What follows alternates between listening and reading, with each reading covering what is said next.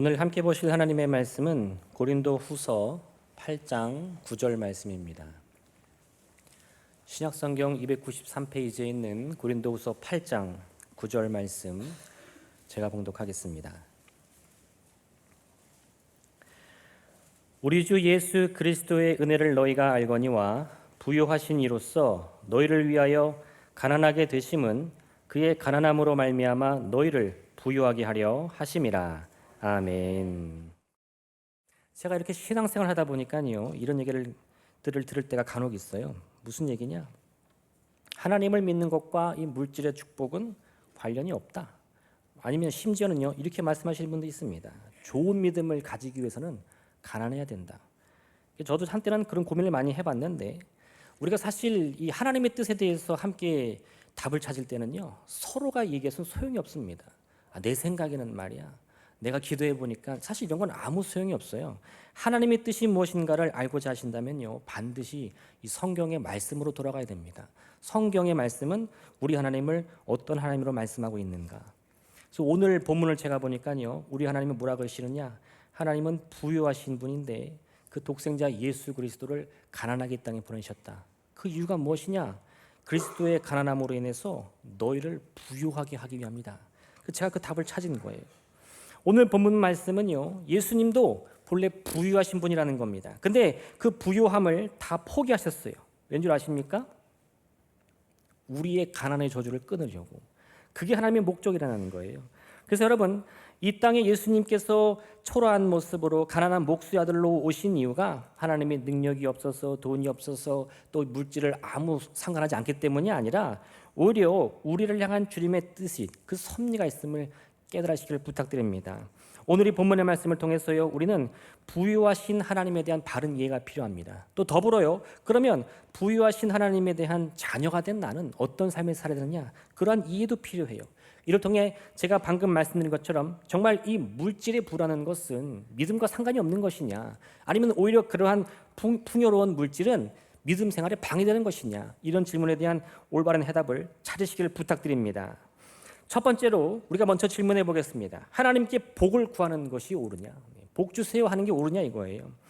신앙인들이 하나님께 복을 구한다고 하면요, 이걸 참 안 좋게 보는 사람들이 있습니다. 야, 그거는 불신앙 아니야? 아니, 믿음 생활이나 열심히 하지 왜 복을 탐하는 거야? 그거는 욕심이야. 그건 교만이야. 하나님을 믿는 이유가 무엇입니까? 우리가 왜 예수님을 그리스도로 고백하죠? 그것을 한마디로 표현하자면 우리의 죄를 용서받기 위함입니다. 할렐루야. 맞습니까? 내 죄를 용서받기 위해서 예수님이 나의 구원자임을 고백해야 된다는 거예요. 그럼 여러분, 여기서 다시 한번 제가 질문합니다. 죄를 용서받는다는 것은 뭡니까? 우리가 이 질문에 대해서 곰곰이 생각해 봐야 되는데, 왜냐? 이 세상에서 말하는 죄 용서하고 성경이 말씀하고 있는 죄 용서의 개념이 조금 다르기 때문에 그래요. 세상에서 누군가, 내 친구나 내 가족이나 나와 가까운 지인이 내가 뭔가 실수했어요. 잘못했어요. 그게 너무 괘씸하고 상처가 돼서 그 사람에 대한 막 미움이, 막 시기와 질투가 막 불붙듯이 퍼집니다. 근데 그 순간 우리가 만약에 그 사람을 용서하겠다 결심하면 어떤 일이 벌어지죠? 세상에서 말하는 용서는 보통요, 그런 내 마음에 줬던 상처나 그 행동들을 더 이상 따져 묻지 않는 겁니다. 너 그때 나한테 그렇게 말했지. 너 그때 나한테 그렇게 행동했지. 나는 너한테 복수하지 않아. 너 더 이상 미워하지 않아. 무슨 뜻입니까? 그 사람의 죄를 용서한다는 것은요, 더 이상 책임은 묻지 않겠다는 거예요. 책임은 묻지 않는데 뭘 해요? 기억은 하겠다. 네. 지난날에 네가 한 일은 절대 잊지 않겠다. 네. 이런 말 들어보셨어요? 한 번은 실수요, 두 번은 고의요, 세 번은 실력이다. 네. 이 무슨 뜻입니까? 한 번 실수했어요, 용서해 줄게. 두 번 실수했어요, 용서해 줄게. 세 번 실수했어요, 용서해 줄게. 내가 몇 번 용서했는지를 기억하겠다는 거예요. 그 말은 뭐냐? 용서는 해주되 그 사람의 잘못이 뭔지는 잊지 않겠다는 겁니다. 사실 이게 사람의 마음이에요. 내가 저놈 용서했는데 사실 저놈이 나한테 한 짓이 뭔 줄 알아? 저놈이 나한테 뭐라 그랬는 줄 알아? 이건 또 다 기억해. 근데 여러분, 성경의 말씀 잘 보세요. 하나님이 우리의 죄를 용서해 주시는데 너 한 번 잘못했지? 용서할 거야. 두 번 잘못했지? 용서할 거야. 이렇게 말씀하실까요? 이사야 43장 25절의 말씀입니다. 나 곧 나는 나를 위하여 너의 허물을 도말하는 자니 내 죄를 기억하지 아니하리라. 예레미야 31장 24절 말씀입니다. 그들이 다시는 각기 이웃과 형제를 가리켜 이르기를 너는 여호와를 알라 하지 아니하리니 이는 작은 자로부터 큰 자까지 다 나를 알기 때문이라. 내가 그들의 악행을 사하고 다시는 그 죄를 기억하지 아니하리라. 히브리서 8장 12절 말씀이에요. 내가 그들의 불의를 긍휼히 여기고 그들의 죄를 다시 기억하지 아니하리라 하셨느니라. 성경은 한결같이 하나님께서 우리의 죄를 용서하신다면 그것은 뭐냐? 너의 잘못은 기억하는데 책임은 묻지 않겠다, 이런 게 아니라 네가 어떤 행동을 했는지조차 기억하지 않겠다는 거예요. 마치 처음부터 내가 죄를 짓지 않은 그 깨끗한 상태인 것처럼 나를 대하겠다는 겁니다. 할렐루야. 이게 하나님이 우리의 죄를 용서해 주시는 방법이에요. 예수님께서 이 땅에 오셔서 십자가에 달려 그 무지한 피를 흘리셨습니다. 왜요? 내가 지금까지 지은 죄, 사실 여긴 더 포함이 되는 게 뭐냐? 우리의 조상들의 죄까지도 마치 다시 처음부터 없었던 것처럼 다시는 기억하지 않고 완전히 소멸시키기 위해 그랬다는 거예요. 그럼 지금 내가 예수님을 그리스도로 고백하면서 십자가 앞에서 용서함을 받았다면 나는 어떤 상태입니까? 할렐루야. 나는 처음부터 죄를 안 지은 그런 상태와 마찬가지라는 거예요. 그래서 주님이 내 죄를 용서하면 나를 뭐라고 부르신다 그랬죠? 너를 의인 삼으리라. 네. 이걸 잘 이해를 못해요. 아니 하나님, 제가 그동안 얼마나 많은 죄악과 더러운 짓을 했는데 제가 어떻게 의인입니까? 내가 잘해서 의인이 아니고요. 나는 그런 수많은 어둠과 죄악에 넘어졌는데 하나님이 그걸 기억을 못해요. 그러니 주님이 나를 볼 때마다 아유 우리 내 새끼 이렇게 부른다는 거죠. 아담과 하와가 죄를 범했을 때요, 하나님은 이 아담과 하와에게 그 죄의 결과에 대해 이렇게 말씀하십니다. 아담에게 이르시되 내가 내 아내의 말을 듣고 내가 내게 먹지 말라 한 나무의 열매를 먹었은즉 땅이 너로 말미암아 저주를 받고 너는 내 평생에 수고하여야 그 소산을 먹으리라. 땅이 내게 가시덤불과 엉겅퀴를 낼 것이라. 내가 먹을 것은 밭의 채소인즉 내가 흙으로 돌아갈 때까지 얼굴에 땀을 흘려야 먹을 것을 먹으리니 내가 그것에서 취함을 입었음이라. 너는 흙이니 흙으로 돌아갈 것이니라. 많은 말씀이 있는데 사실 창세기 3장의 말씀을 우리가 한마디로 요약하면요, 죄의 결과는 저주입니다. 무슨 저주냐? 첫째로 하나님과의 관계가 끊어지는 저주예요. 이 아담과 하와는 하나님께 창조된 다음에 하나님이 만드신 에덴 동산에 초대되었습니다. 그래서 거기서 하나님이 뭐라고 그러셨냐? 이 모든 동산의 나무와 실과는 너희가 임의로 먹어라. 이게 하나님과 함께 있기 때문에 가능한 거예요. 한번 생각해 보십시오. 내가 알머머리 땅에 태어났는데 내가 먹을 수 있고 입을 수 있는 이유가 뭐죠?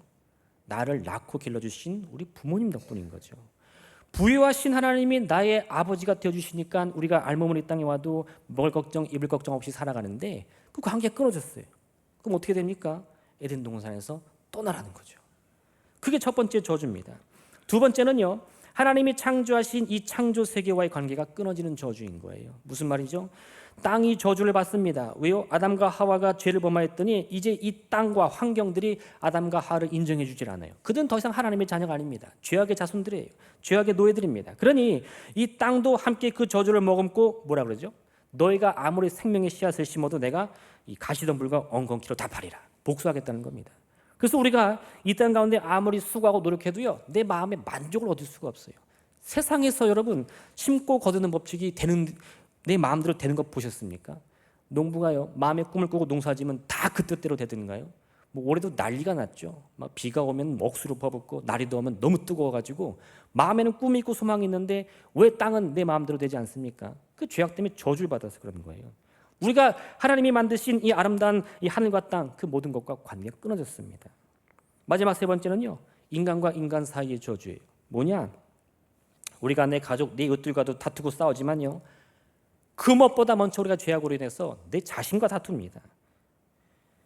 본래대로라면 우리의 생명을 주관하시는 하나님의 손길로 인해서 우리의 삶 가운데는 아픔도 없고 눈물도 없고 기쁨과 행복과 평안이 넘쳐야 돼요.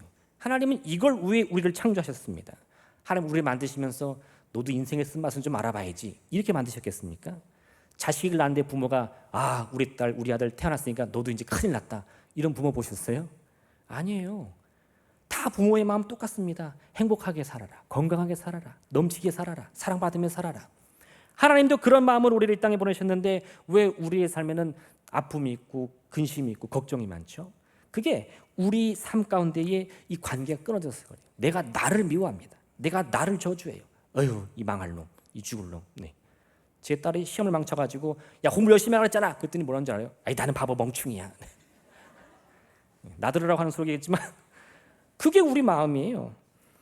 그래서 이 죄의 저주로 인해서 우리 마음 가운데 슬픔이 들어옵니다. 고통이 들어옵니다. 스트레스가 들어옵니다. 육신의 질병이 들어옵니다. 이 저주로 인해서 우리 삶 가운데에 하나님이 주신 이 아름다운 생명이 그것으로 끝나는 것이 아니라 끊임없는 고통과 괴로움이 가득하게 되는 거예요. 뭐 때문에? 죄의 저주 때문에. 먹을 것, 입을 것, 움직이는 모든 것 우리 소견대로 옳은 대로 행해보지만 결국 우리의 삶은 어떻습니까? 만족이 없어요. 운동 좀 하셔야겠어요. 제가 건강검진 받을 때마다 참 깜짝 놀랍니다. 살은 계속 찌는데 근육은 자꾸 줄어요. 운동이 부족합니다. 조금만 드세요. 많이 먹지 마세요. 단 거 먹지 마세요. 짠 거 먹지 마세요. 먹으라는 거야, 죽으라는 거야 정말. 날이 갈수록 이 인생 가운데요, 걱정 근심만 늘어갑니다. 이게 죄의 결과예요, 여러분. 이걸 하나님의 뜻으로 오해하셔서는 안 됩니다. 하나님 이 땅 가운데 이런 쓴맛을 보라고 보내셨나? 아니요, 절대 오해입니다, 여러분.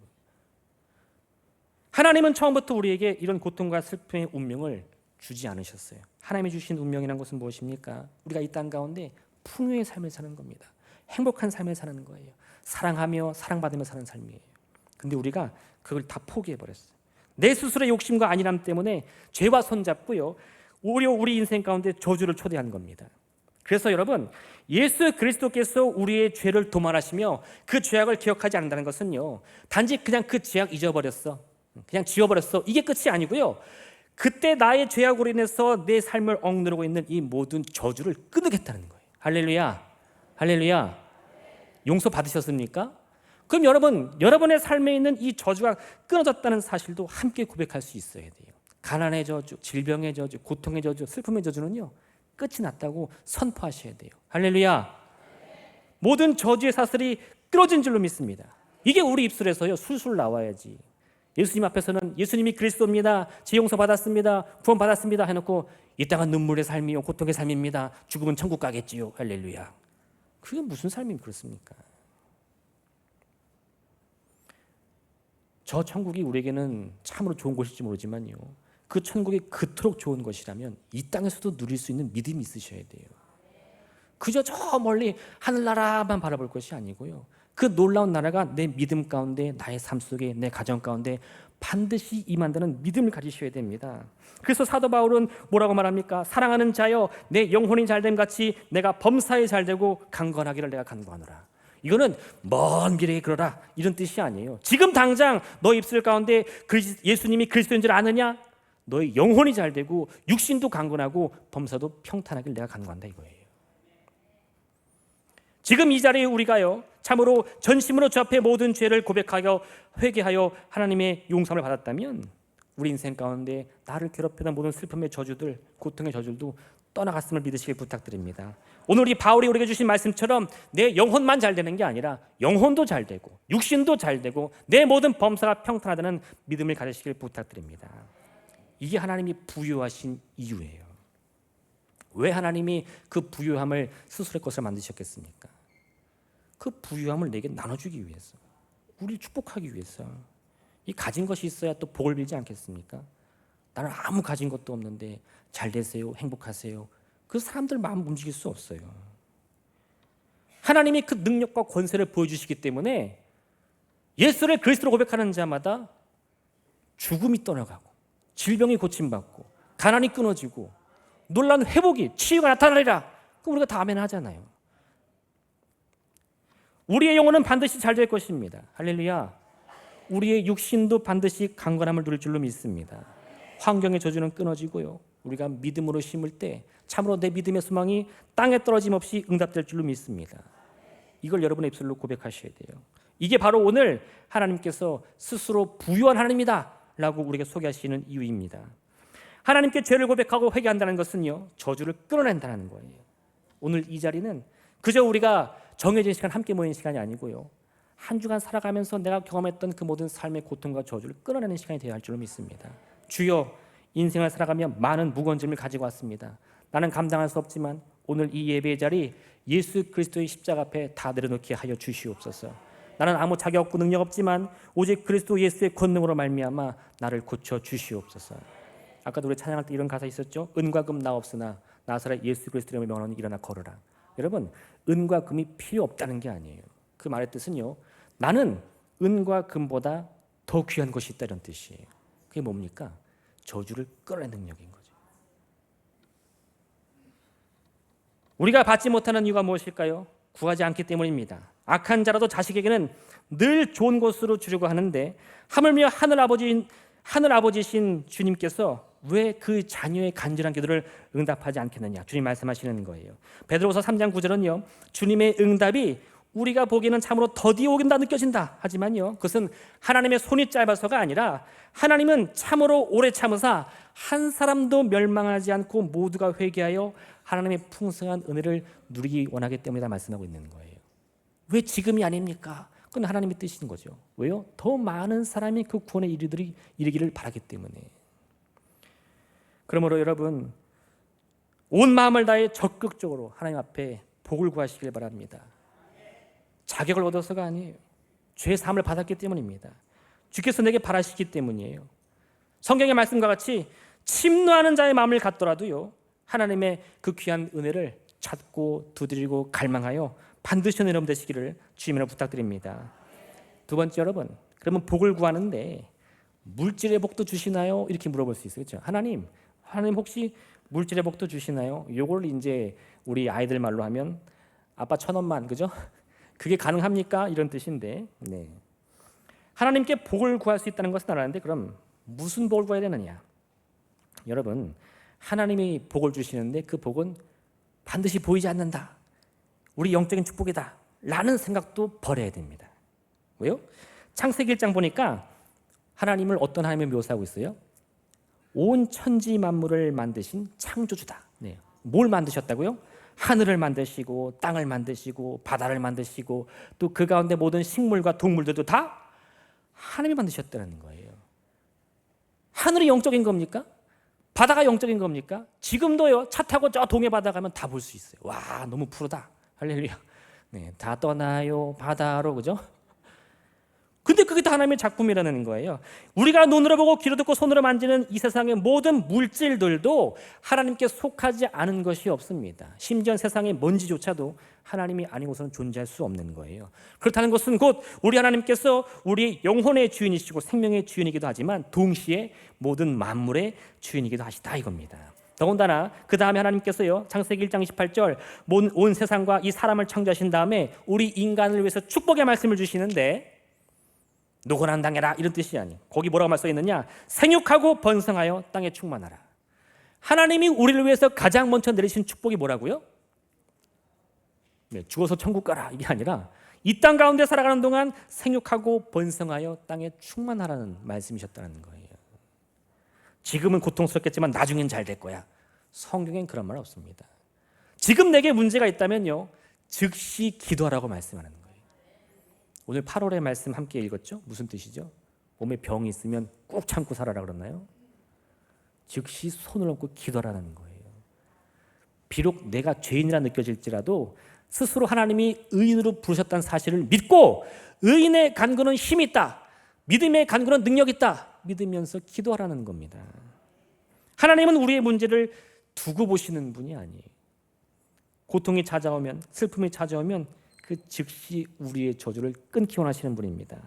이 세상에 살아가며 고통과 슬픔과 가난과 저주와 질병이 찾아올 때 그것은 결코 하나님의 뜻이 아니며 내가 믿음으로 맞서 싸워야 할 영적 전쟁의 대상인 것을 기억하시기 바랍니다. 물리치셔야 돼요. 그때야말로 정말 이 믿음의 전신갑주를 입고 그리스도의 군사가 되어 싸워야 돼요. 이 싸움의 대상을 좀 잘 좀 찾으세요. 병과 싸우고 저주와 싸우고 가난과 싸우라고 그랬는데 이건 맨 갑옷을 입고 그냥 옆 사람과 싸우고 남편과 싸우고. 할렐루야. 할렐루야. 남편 잔소리하면 예수피. 남편이 무슨 막입니까? 아니에요, 여러분. 내 마음과 싸우셔야 돼요. 여러분이 싸울 대상은 내 안에 있어요. 실패감, 패배감, 절망감, 우울감. 할렐루야. 성경을 보니까요, 하나님께서 이 우리 인간이 죄악에 빠지자 우리 인간을 고와 같이 버리지 않고 구원의 계획을 세우십니다. 그 첫 번째 단계가 무엇이었냐? 하나님의 뜻을 이 땅 가운데 이룰 하나님의 이 사람을 부르시는 거였어요. 그 첫 번째 부르심을 받은 사람이 바로 아브라함입니다. 이 아브라함은 하나님의 말씀을 받고 이 고향과 친정과 아버지 집을 떠나서 먼 이국 땅으로 이사가게 되었는데, 그때 하나님이 뭐라고 하셨느냐? 이제 너의 앞에는 고통이 있을 것이다, 슬픔이 있을 것이다, 그러나 견디면 축복이 올 것이다, 이렇게 말씀하지 않으셨어요. 아브라함이 가는 즉시 하나님이요, 내가 너로 큰 민족을 이루고 내게 복을 주어 내 이름을 창대하게 하리니 너는 복이 될지라. 너를 축복하는 자에게는 내가 복을 내리고 너를 저주하는 자에게는 내가 저주하리니 땅의 모든 족속이 너로 말미암아 복을 얻을 것이라 하신지라. 지금 아브라함이 가나안 땅에 가는 이유가 무엇입니까? 오래 참고 인내해서 복 받기 위해서가 아니에요. 이미 그런요, 하나님의 복의 주머니입니다. 가는 곳곳마다 입을 열고 손을 뻗어 축복하면 그 사람은 복을 받는 거예요. 할렐루야. 그게 우리가 이 자리에 부름받은 이유인 줄 믿으시길 바랍니다. 여러분, 그 밥솥에 밥하면 어떻게 되죠? 이 쌀 씻고 물 붓고 밥하면 칙칙칙칙 해가지고 뜬들이잖아요. 그 옛날에 그거 몰라가지고 이게 칙칙할 때 제가 문을 확 열었더니 와이프가 그냥 소리 빽 지르더라고요. 그 뜸이 들어야 맛있지. 그래서 뜸이 뭔가, 그죠? 그 우리가 축복받을 때 꼭 뜸들이라고 생각하시는데, 여러분, 하나님은 밥 짓는 그런 복 주시는 분이 아니에요. 지금 이미 여러분의 이 삶 속에는 하나님의 복이 넘치고 있습니다. 근데 왜 내가 그런 삶을 못 살죠? 나도 모르니까. 나도 내 주머니에 뭐가 들었는지 전혀 모르니까요. 하나님이 그 복을 나눌 줄 모른다는 거예요. 오늘 이 아브라함에게 주신 축복의 말씀이 그저 과거 아브라함에게 준 말씀이 아니라 오늘 이 시간 나의 삶에 내게 주시는 말씀을 붙드는 자마다 하나님의 넘치는 복이 있을 줄로 믿습니다. 여러분, 여러분이 하나님의 복이에요. 여러분이 하나님의 복의 근원이에요. 여러분이 하나님의 복의 주머니예요. 그 주머니를 열고 온 세상 가운데에 이 기쁨을, 평안을 나눠주시기를 부탁드립니다. 오늘날 물질의 풍요로움은 결코 하나님의 뜻이 아니라고 생각하는 사람이 있는데, 그렇다면 왜 하나님은 이 아브라함을 부르시며 그의 삶을 축복하셨겠습니까? 아브라함이 받은 복이 뭔 줄 아세요? 그가 한 번은 이 가나안 땅에 큰 기근이 있어가지고 애굽에 피난을 갔는데, 거기서 무슨 일이 있었느냐? 아브라함이 막상 애굽에 가니까 자기 아내 사라가 너무 이뻐가지고 이 아내를 뺏길 것 같은 거예요. 그러니까는 그 아내를 누이라고 속입니다. 그랬더니 애굽의 왕 바로가 그 말을 철석같이 믿고 이 아름다운 사라를 데려가서 자기 아내로 삼겠다는 거예요. 아브라함이 그 얘기를 들으니까 이미 이 속에서는 막 난리가 났는데 자기가 어찌할 도리가 없죠. 근데 하나님이 그 밤에 바로에게 나타나셔가지고 그 여인은 이미 임자가 있는 몸이니 돌려보내라 말하는 거예요. 그때 바로가 화가 나가지고 뚜껑이 열리락말락 하면서 어떻게 한 줄 아세요? 많은 은금과 보물을 주어서 아브라함을 가나안 땅으로 보냈다 이렇게 말하는 거예요. 이 말이 됩니까? 나를 속여가지고 괴롭힌 저놈 목을 쳐도 시원치 않은데 어떻게 했다고요? 많은 돈을 주고 가축을 주고 보냈다는 거예요. 그래서 그 아브라함이 애굽 땅에 나와서 다시 가나안 땅에 돌아왔더니 은과 금이 풍부하고 가축이 넘쳐나더라. 성경은 그렇게 말하고 있어요. 이게 하나님의 축복입니다. 아브라함이 자격이 있어서 복을 받았습니까? 그도 자격 없는 사람이에요. 죄로 가득한 교만과 이 욕심이 가득한 인물일 뿐입니다. 근데요, 단 하나 하나님의 부르심을 받고 그 말씀에 순종하여 따라갔더니 어떻게 해요? 그 죄는 잊지 않은 것처럼 사라지고 하나님이 그를 의인으로 부르사 그의 허물조차 하나님의 복으로 바꿔주신다는 거예요. 하나님의 복은요, 영적인 복이나 물질적인 복으로 나누어지지 않습니다. 예수님을 그리스도로 고백하여 자신의 죄의 문제를 해결받은 모든 사람은 하나님과의 관계가 회복되고 이 환경과의 관계가 회복되고 나와 나 사이에, 나와 남 사이의 관계가 회복되어서 하나님이 우리를 예비하신 모든 은혜와 축복을 넘치도록 받게 되는 거예요. 우리는 무엇보다 우리의 생명과 영혼의 주인이신 하나님께서 동일하게 우리의 육신과 환경의 주인이신 것도 잊어서는 안 됩니다. 그렇기 때문에 하나님이 한번 복을 주시면요, 그것은 어느 하나만 해당되는 게 아니라 내 모든 삶을 다 채우는, 영혼이 잘 되고 육신이 잘 되고 범사가 잘 되는 복이 될 줄로 믿습니다. 신명기 28장 1에서 6절 말씀입니다. 내가 내 하나님 여호와의 말씀을 삼가 듣고 내가 오늘 내게 명령하는 그 모든 명령을 지켜 행하면 내 하나님 여호와께서 너를 세계 모든 민족 위에 뛰어나게 하실 것이라. 내가 내 하나님 여호와의 말씀을 청종하면 이 모든 복이 내게 임하며 내게 이르리니 성읍에서도 복을 받고 들에서도 복을 받을 것이며 내 몸의 자녀와 내 토지의 소산과 내 짐승의 새끼와 소와 양의 새끼가 복을 받을 것이며 내 광주리와 떡 반죽 그릇이 복을 받을 것이며 내가 들어와도 복을 받고 나가도 복을 받을 것이니라. 우리는 우리 마음을 가난하게 하고 우리 육신을 병들게 하는 이 죄의 저주를 당연한 것으로 여겨서는 안 됩니다. 그것은 처음부터 우리와 함께하고 있지만 그것은 하나님이 원하시는 뜻이 아니에요. 이 죄와 저주가 우리를 속여서 마치 자신들이 진짜 우리의 주인인 것처럼 유혹하는 거지, 진정한 우리의 주인은 하나님 한 분뿐이십니다. 그렇기 때문에 우리가 우리의 운명을 이 죄악의 사슬에서 끊어내어 주 앞에 모든 것을 맡길 때 우리가 누릴 복은 바로 이거예요. 뭐예요? 들어가도 복을 받고 나가도 복을 받는 것. 들에서도 복을 받고 집에서도 복을 받고, 사업장에 가면 사업장의 복을 받고, 학교에 가면 학교와 복을 받고, 친구를 만나면 친구와 복을 받고, 이게 우리가 살아야 할 인생의 목적이라는 거예요. 할렐루야. 네. 망설일 것 없습니다. 두려워할 것 없습니다. 더더군다나 부끄러워할 것도 전혀 없습니다. 하나님이 내게 명하신 것이라면 용기를 갖고 믿음을 갖고 널리 행하세요. 마태복음 7장 7절에서 12절 말씀입니다. 구하라 그리하면 너에게 주실 것이요, 찾으라 그리하면 찾아낼 것이요, 문을 두드리라 그리하면 너에게 열릴 것이니 구하는 이마다 받을 것이요, 찾는 이는 찾아낼 것이요, 두드리는 이에게는 열릴 것이라. 너희 중에 누가 아들이 떡을 달라 하는데 돌을 주며 생선을 달라 하는데 뱀을 줄 사람이 있겠느냐? 너희가 악한 자라도 좋은 것으로 자식에게 줄 줄 알거든 하물며 하늘에 계신 너희 아버지께서 구하는 자에게 좋은 것으로 주시지 않겠느냐? 하나님의 부유하면은 뭡니까? 하나님이 돈이 많을까요? 땅이 많을까요? 집이 많을까요? 사실 우리는 몰라요. 근데도 하나님께서 굳이 우리에게 나는 부유의 하나님이라 소개하신 이유가 뭐죠? 아버지가 부유하면 자식은 뭐예요? 금수저, 금수저. 할렐루야. 재벌 2세, 재벌집 막내 아들, 뭐 그쯤 되는 거 아닙니까? 하나님이 우리의 운명이 뭔지를 소개하기 위해 자신을 굳이 부유의 하나님으로 이렇게 말씀하신다는 거예요. 이걸 알아야지. 우리 아이들이 요즘 커가지고요, 돈의 개념이 생겼습니다. 그럼 어떤 일이 벌어지는 줄 아세요? 아빠 한 달에 얼마 벌어? 이걸 물어요. 그래서 왜? 그걸 알아야 내가 얼마를 받을까 계산이 나오잖아. 그죠? 우리 아빠 돈도 못 버는데 괜히 내가 눈치 없이 돈 달라고 그러면 안 되잖아. 우리 하나님 가난한 분인데 내가 하나님 복 주세요 그럼 돼요 안 돼요? 할렐루야. 그걸까봐 우리 하나님께서 나는 부요의 하나님이요 창조주요 만물의 주다. 근데도 못 믿어. 할렐루야. 근데도 못 믿어. 하나님 한 달에 얼마 벌어요? 그게 지금 우리 신앙이란 이겁니다. 우리는 이와 같이 하나님의 온전한 말씀 가운데 내 모든 생각을 다 내려놓고요, 나를 부요의식으로 가득 채워야 돼.